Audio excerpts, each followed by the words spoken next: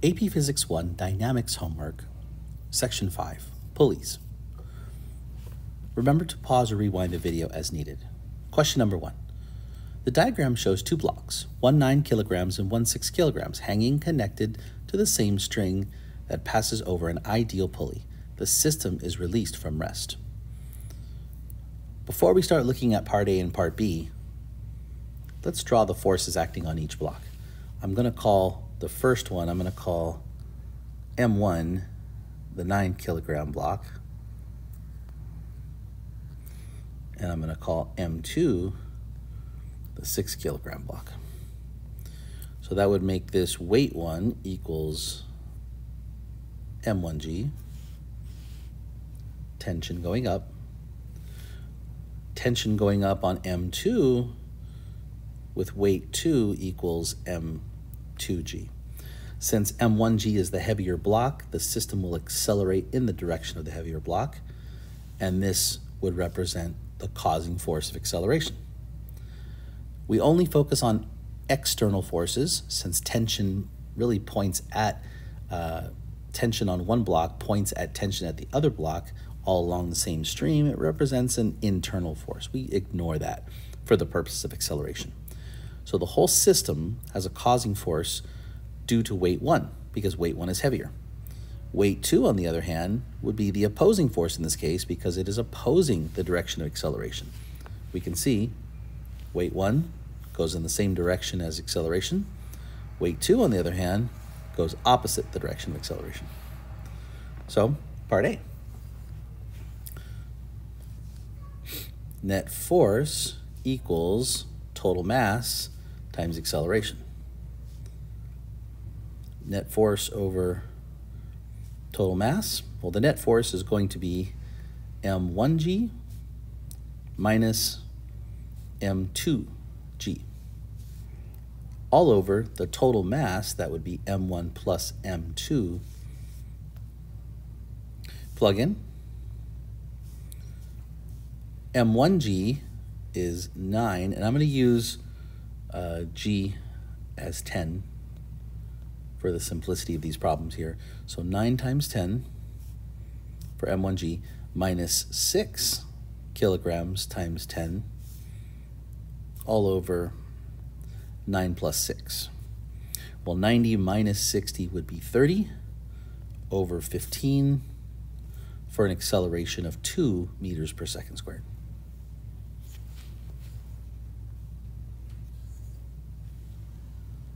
What is the tension in the block? Well, the tension in the string that accelerates. Well, the thing is, choose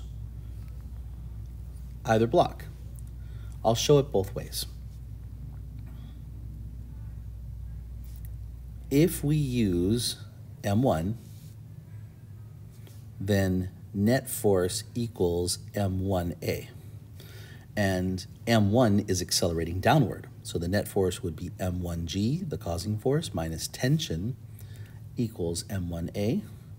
I have to add tension to the right, subtract M1A to the left, and I get M1G minus M1A is equal to tension. Plug in and reverse the equation. We have 9 times 10 minus 9 times 2. And 90 minus 18 is 72 newtons.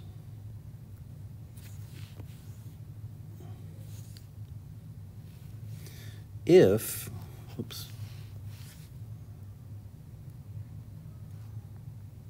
we use M2, then net force is equal to M2A. And M2 is accelerating upwards. So in this case, it's going to be tension causing M2 to accelerate upwards minus M2G going down, opposing it, equals M2A. To solve for tension, we're going to add the M2G to the right. And let's plug in. We have 6 times 10 plus 6 times 2, which would be 60 plus 12, or again, 72 newtons. So when it comes down to finding the acceleration of the system, focus on external forces only. External forces would be things like weight, if the object is accelerating vertically. But it could also be applied forces, friction, possibly even spring forces. Rarely is it going to be tension unless the whole system is pulled by tension. But tension in between blocks gets ignored for acceleration. And we only focus on tension for individual masses when we're asked to find tension, as in part B.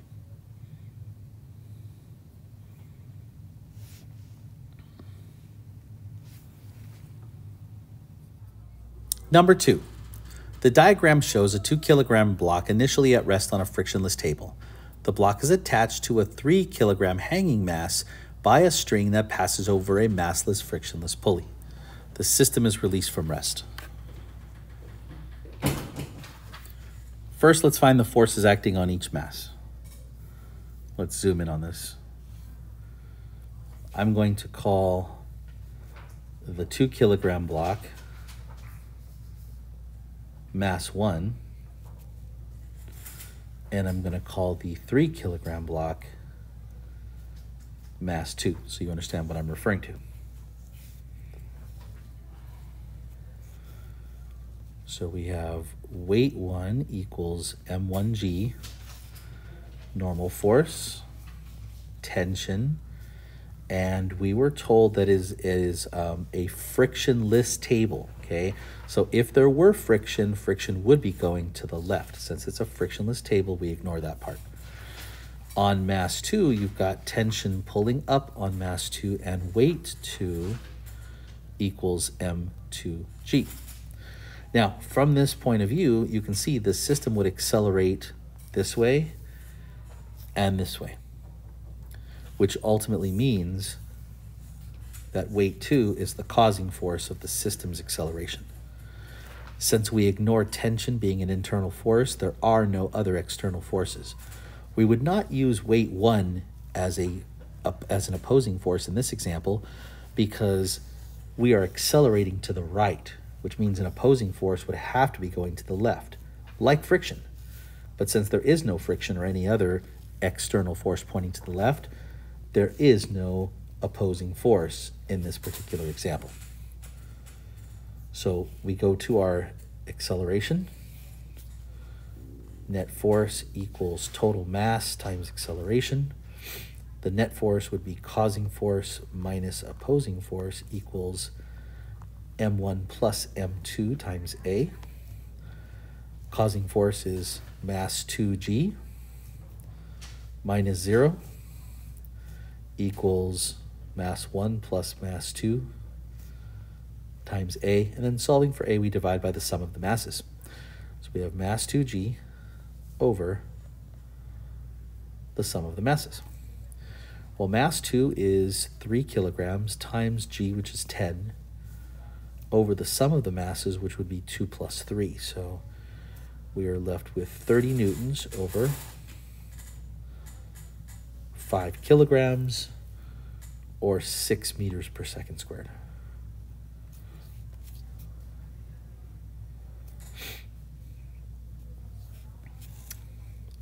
Find the tension in the string. Well, again, as we saw before, you can choose either mass. So I'm going to show you both ways so that you can understand which one to pick would be your choice.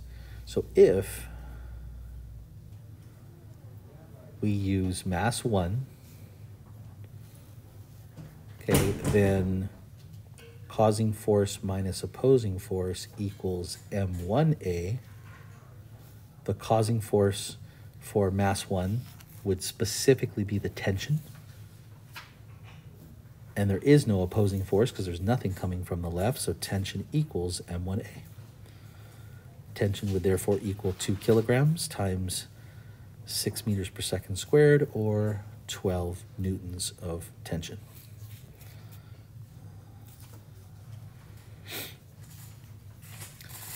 If we were to use mass 3, mass 2 rather, not mass 3, then we would have causing force minus opposing force equals m2a, and m2 accelerates down, which means weight 2, m2g, is the causing force, minus tension is the opposing force, because tension goes up, opposing acceleration. And that's equal to m2a. So to solve for tension, we would add t to both sides and subtract m2a from both sides. And we get m2g minus m2a equals tension. Zoom in on here. We'll factor out a mass 2 also. So mass 2 is factored out, and it's g minus a. And mass 2 was 3 kilograms times 10 minus the acceleration of 6, which would be 3 minus 4, or 3 times 4 rather, or 12 newtons.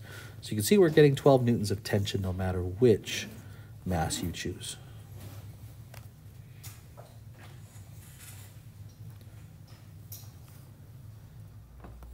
Number 3, the diagram shows a 5 kilogram block initially at rest on a rough table.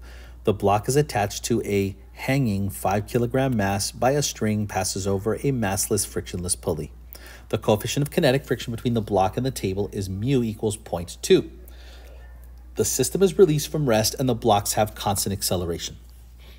Let's begin this problem by taking a look at the forces acting on each block.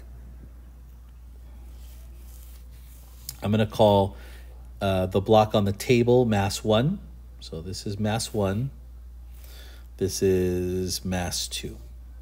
So we have weight 1 equals m1g. We have weight 2 equals m2g. You have tension pulling up on mass 2, and you have tension pulling to the right of mass 1. Mass 1 is on a surface, so it has a normal force, and since it is accelerating to the right, there is kinetic friction, and friction is fun, going to the left. Mass 2 is accelerating in a downward direction.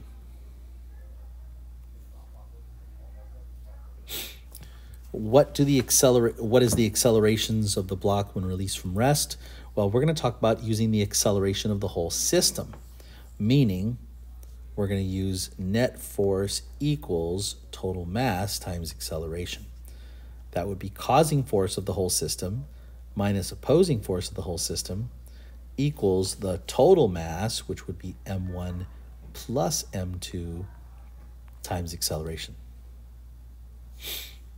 Looking at the picture one more time, we can see that weight 2 causes the system to accelerate. Remember, we do not look at tension when focusing on acceleration of a system. We look at external forces. Well, weight would not be an external force causing or opposing acceleration because you can see the horizontal block on the table is accelerating to the right. So any opposing force would have to be going to the left. And sure enough, friction is the opposing force to the system, whereas weight 2 is the causing force to the system. Okay, so we're filling out this part here. Causing force minus opposing force equals total mass times acceleration. That would be m2g is the causing force of the system minus friction equals m1 plus m2 times a. Now, what we have here is a, when we divide by the sum of the masses, is m2g minus friction over the sum of the masses. Well, m2g would be 5 times 10 minus, remember guys, friction is equal to mu times normal force, and normal force balances the weight. So this is mu mg. So 0.2 is mu, m is 5, and g is 10. Over the sum of the masses, 5 plus 5.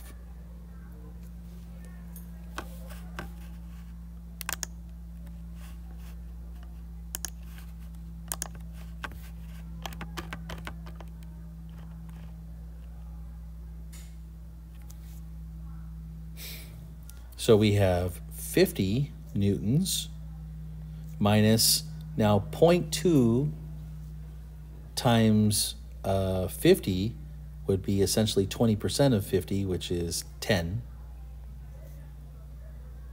newtons, divided by 5 plus 5 is 10.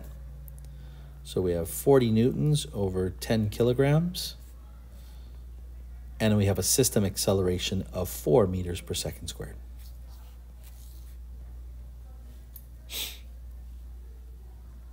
Find the tension in the string.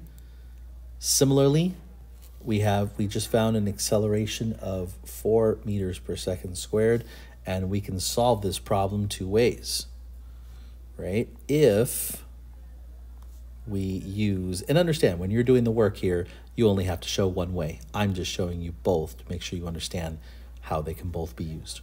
If we use mass 1, then we're going to use causing force minus opposing force equals M1 times A. The causing force would be the tension pulling on M1 minus the friction equals M1A. Add the friction over here, and we have tension is equal to friction plus M1A. Now start plugging in some numbers.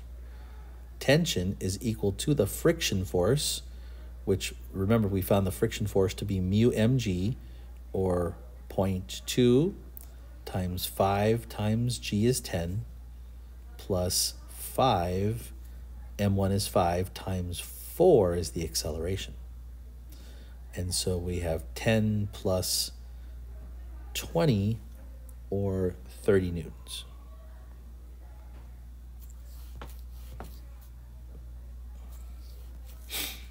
Okay, if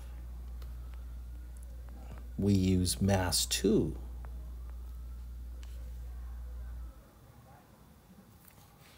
then you're looking at causing force minus opposing force equals M2A. Causing force of this system would be M2G minus tension equals M2A. Add the tension to the right, subtract M2A to the left, and M2G minus M2A is our tension. Go ahead and plug into that. And we have 5 times the 10 for mg minus 5 times the 4. Okay, and we have 50 minus the 20 would give you the 30 newtons. So you can see we get 30 newtons either way.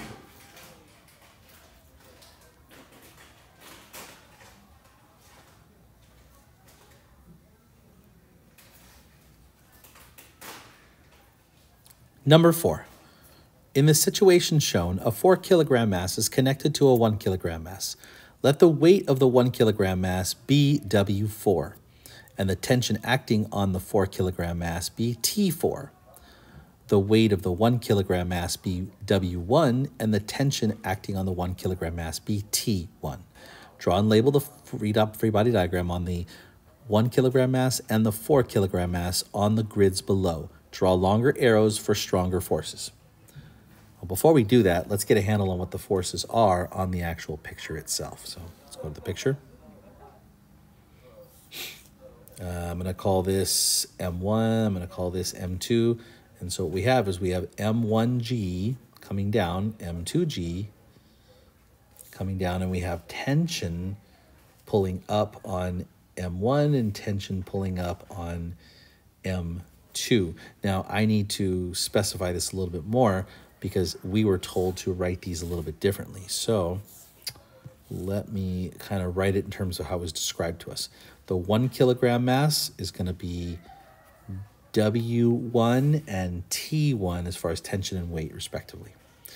The 4 kilogram mass would be T4 and W4 pulling on that. Okay, so those are the variables we're going to use to relate to this. And I'm just going to use the actual grid to make this, a lot more sense.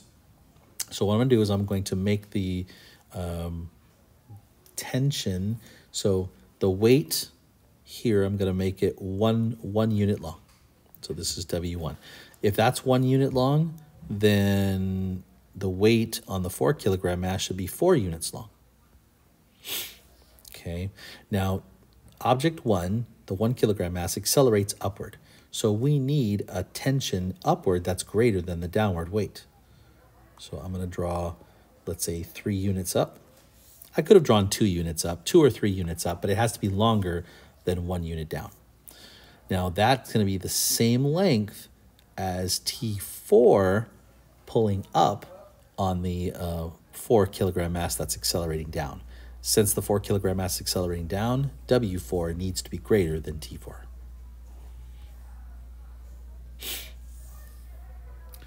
Rank these forces from strongest to weakest by placing a greater than and equal sign between each element in your ranking. Do this conceptually without making any calculations. Well, what do we know? We know W4 is greater than T4 because 4 kilogram mass accelerates downwards.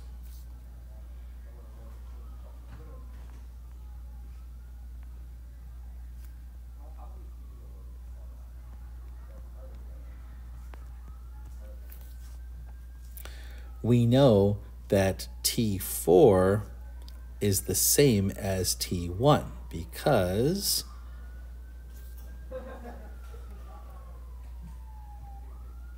they are part of the same rope.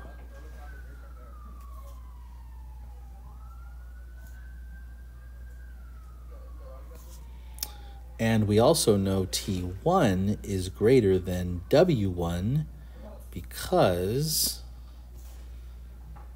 the 1 kilogram mass accelerates upwards.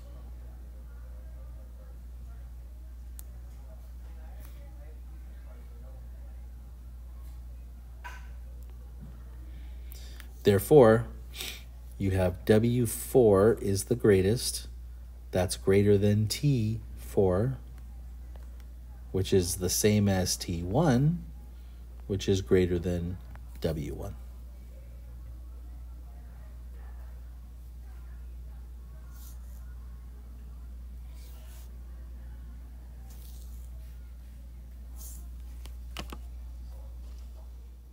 Number 5. A heavy rope is set over a small ideal pulley so that one end is a distance y higher than the other, as shown in the diagram. The rope has a total length of L and a mass to length ratio of mu, which is measured in kilograms per meter. Suppose the rope is released from rest in this configuration. So let's first address this concept right here. Mu is the mass per unit length of the rope. So if you solve for mass, mass is mu times the length of the rope, which effectively is what part A1 is asking you to find. Write expressions in terms of L, Y, mu, and fundamental constants. The total mass of the rope is going to be mu times L, the whole length of it. Now, what is the mass of the piece of the rope of length y? Well, if we focused on the rope here, you can see this part of the rope that I'm highlighting is all the part that's balanced. It's just this little segment of rope that's length y that's unbalanced. That's causing the acceleration of the whole system. That's causing the net force.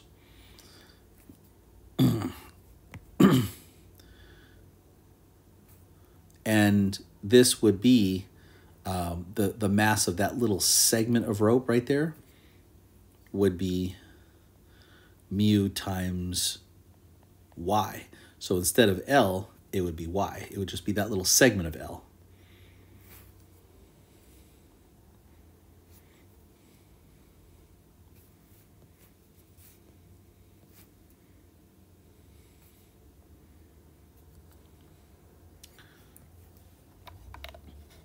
The acceleration of the rope at the moment's released.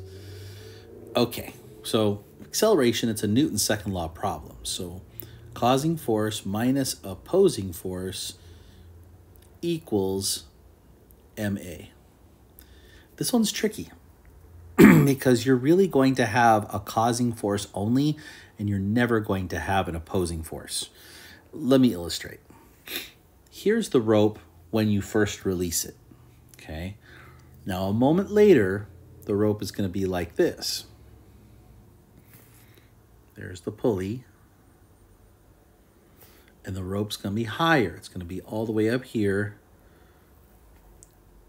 And this end will be down farther. Okay? So now, actually, let me put this up like this. Yeah, about like that.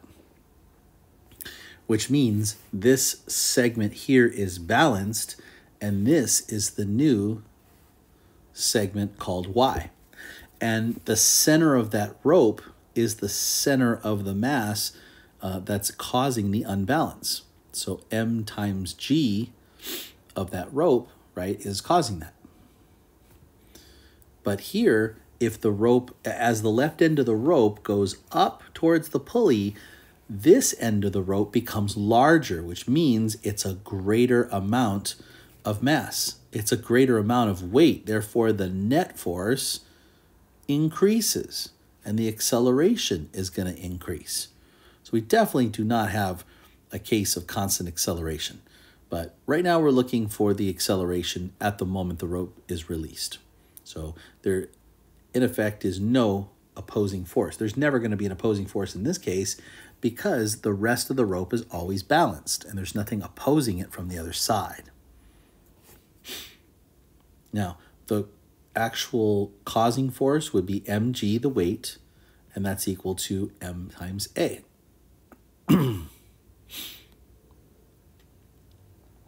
And if we look in this right here, the mg, well, this is the mass of what?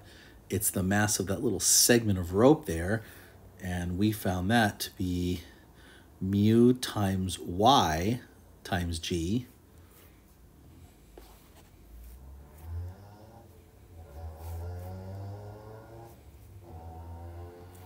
So m is the mu y right there, equals the total mass accelerating. The total mass would be mu times L times A. So we want to make sure that we get that these masses right here, these masses are not the same, and that's where it can be a little confusing. This is the mass of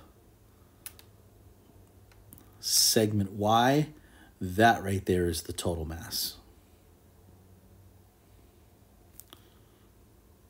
Okay, now you can see the mu's cancel. Solve for A. And A is going to be YG over L, or GY over L, whichever way you want to write it.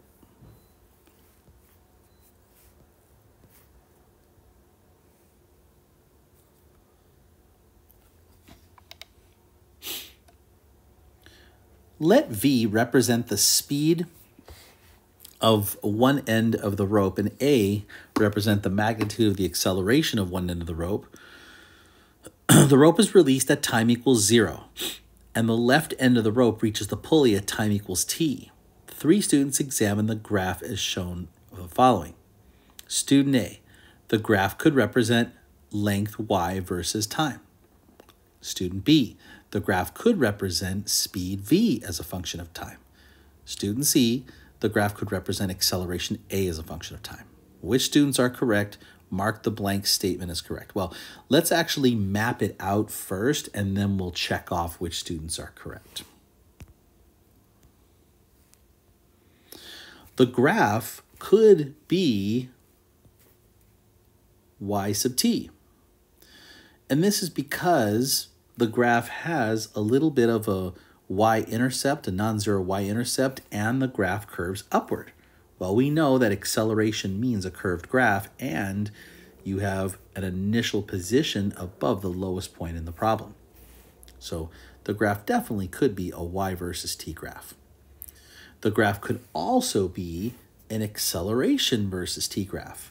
Okay, and this is because initially there is a net force. Remember back in part A3, we calculated the acceleration the moment the rope was released. That's because the moment the rope was released, you have a net force because you have an unbalance at the time it's released. So the moment the rope is released, there's a net force, therefore there is an initial acceleration. That could represent an initial acceleration.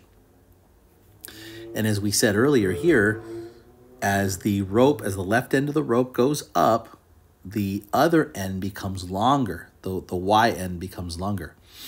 And if the unbalanced end becomes longer, you have more weight pulling on that, a greater net force, and thus a greater acceleration. So the acceleration could increase in this example too, much like you see right here. So this could be a position time or an acceleration time. Again, as the left end goes up, the net force goes up because of the imbalance is greater, and the acceleration will go up as well.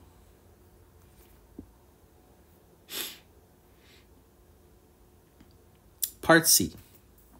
Student performs several experiments in which the rope of various lengths are released with various initial height differences. In each case, the student measured the time required for one end of the rope to reach the pulley. After examining her data, the student decides that the time t might be given by the equation t equals c times g over y naught times the quantity of L minus y naught, where y naught is the initial difference in the height of the two ends of the ropes, and c is a constant with appropriate units. Another student examining the equation states that the equation fails to correctly model the motion of the rope. Give a reason why the equation fails. So one reason will suffice. I'm actually going to give you two reasons why it'll fail, but as long as you write down one of them, that would sufficiently answer the question. Well, before we go into that, let me break down some of the variables involved. T is the time for the left end of the rope to reach the pulley. So if we drew a picture of this, you've got your pulley, you've got your rope, just like that. And this, right here, the difference in the two heights is your y naught. The rest of this, the whole rope is length L. Therefore, the rest of this rope would be L minus that little section here, y naught. So T is the time for the left end of the rope to go up and reach the pulley. C is a constant, G is the acceleration due to gravity, y naught is the difference in the heights of the rope, right? The difference between that height and that height. Okay, and L minus y naught is the remaining length of rope that you see I have colored in yellow.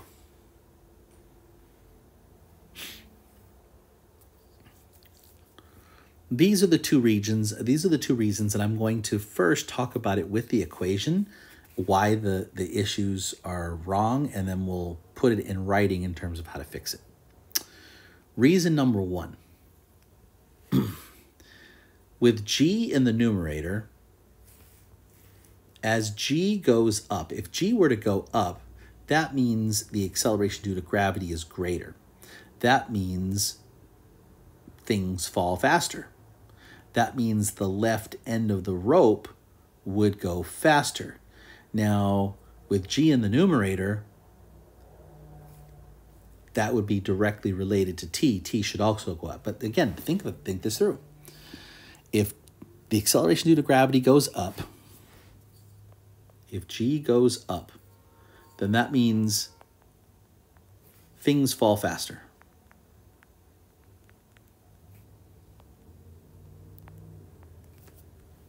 That means the left end of the rope, which I'm going to call LER, left end of rope, goes up faster, which means time should be smaller, not greater. So having g in the numerator is a problem. G needs to be in the denominator. Problem number 2.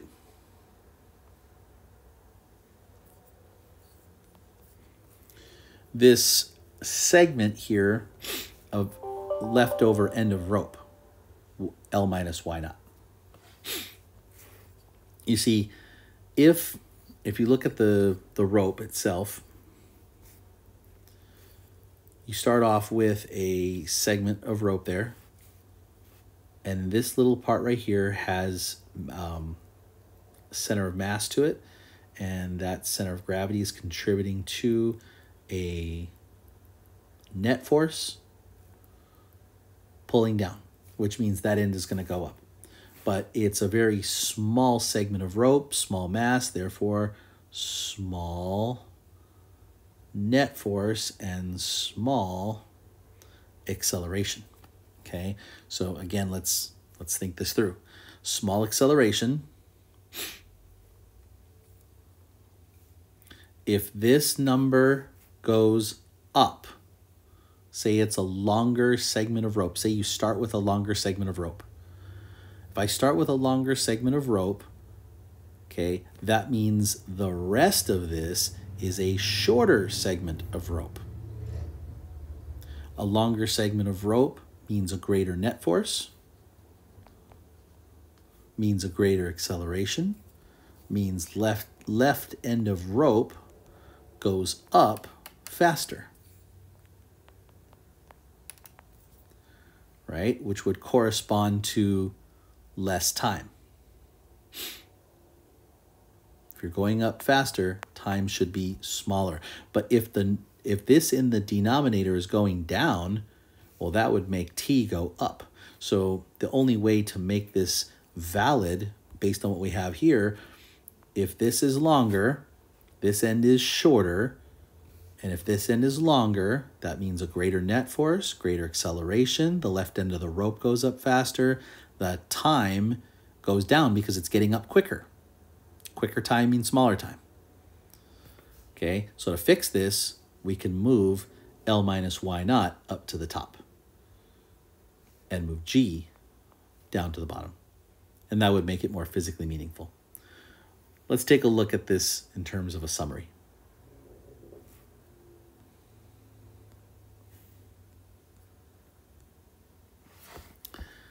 So having G on top means more G, and the rope would get to the pulley in less time.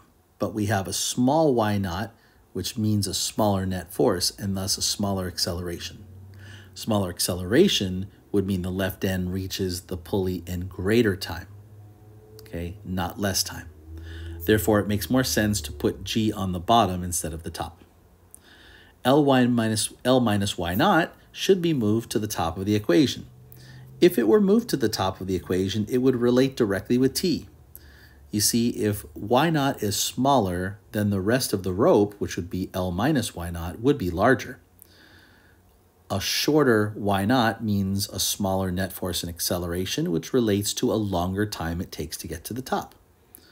A longer time, moving L minus Y up to the top of the equation, makes this relationship valid, meaning as L minus Y naught is larger, it makes sense to go with a longer time that it takes to get up.